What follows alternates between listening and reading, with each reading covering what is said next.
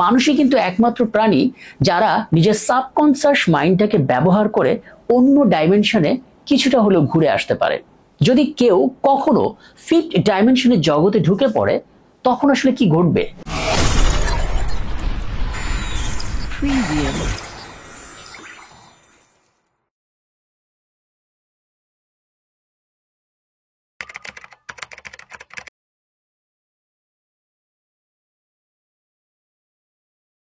মানুষ ত্রিমাত্রিক জগতের প্রাণী।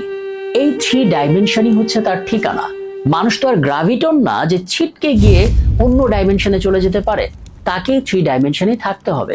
তবে হ্যাঁ, মানুষই কিন্তু একমাত্র প্রাণী যারা নিজের সাবকনসিয়াস মাইন্ডটাকে ব্যবহার করে অন্য ডাইমেনশনে কিছুটা হলেও ঘুরে আসতে পারে। যদি কেউ কখনো ফিফথ ডাইমেনশনের জগতে ঢুকে পড়ে তখন আসলে কি ঘটবে? পঞ্চম ডাইমেনশনে থাকা একজন মানুষ ত্রিমাত্রিক মানুষের চেয়ে অতিরিক্ত ক্ষমতাধর। পঞ্চম ডাইমেনশনে থাকা মানুষ নিজের ইচ্ছা অনুযায়ী সময়কে নিয়ন্ত্রণ করতে পারে। চাইলেই অতীতে, বর্তমানে কিংবা ভবিষ্যতে ঘুরে আসতে পারে। একই সাথে ভিন্ন ভিন্ন জায়গায় অবস্থান করতে পারে সমান্তরালে। পঞ্চম মাত্রায় যারা থাকেন তারা একই সময়ে বিভিন্ন কেরিয়ার এবং পেশা নির্বাচন করতে পারেন। উদাহরণস্বরূপ, ফিফথ ডাইমেনশনে থাকা একজন ব্যক্তি চাইলে ডাক্তার হতে পারেন। ভালো না লাগলে তিনি আবারও অতীতে গিয়ে ইঞ্জিনিয়ারিংটা কমপ্লিট করে ইঞ্জিনিয়ার হয়ে আসতে পারেন। সেটাও ভালো না লাগলে তিনি অতীতে গিয়ে শিল্পী হয়ে আসতে পারেন।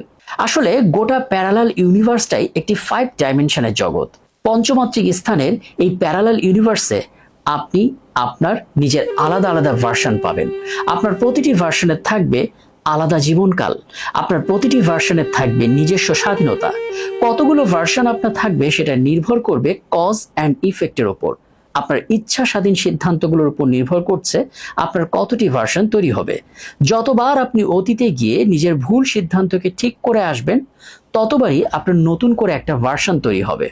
প্রতিটি ভার্সনের থাকবে আলাদা জীবনকাল। এবার আসুন ফিফথ ডাইমেনশনে কিছু সীমাবদ্ধতা নিয়ে আমরা আলাপ করি।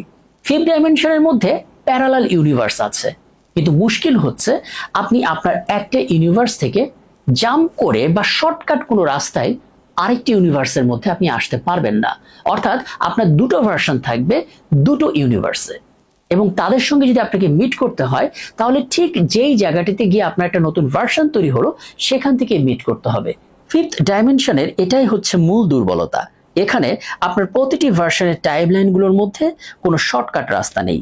আপনি চাইলেই এক টাইমলাইন থেকে আরেকটি টাইমলাইনে আসতে পারবেন না। একটি টাইমলাইনের কোনো বিন্দু থেকে অন্য টাইমলাইনের কোনো বিন্দুতে লাফ দিতে পারবেন না।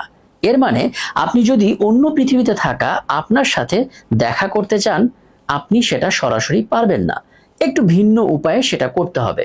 আপনাকে যেটা করতে হবে, অতীতে গিয়ে যে বিন্দুতে কারণ আছে, মানে আপনার ভার্সনটা যেখানে তৈরি হলো সেখানে ফেরত যেতে হবে। তারপর সেখান থেকে সোজা হাঁটা দিলেই আপনি আপনার আরেকটি ভার্সনের মুখোমুখি হতে পারবেন।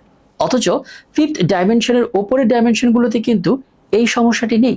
সেখানে চাইলেই শর্টকাট পথে, অর্থাৎ এক লাফেই আপনি পরের ডাইমেনশনে চলে আসতে পারেন।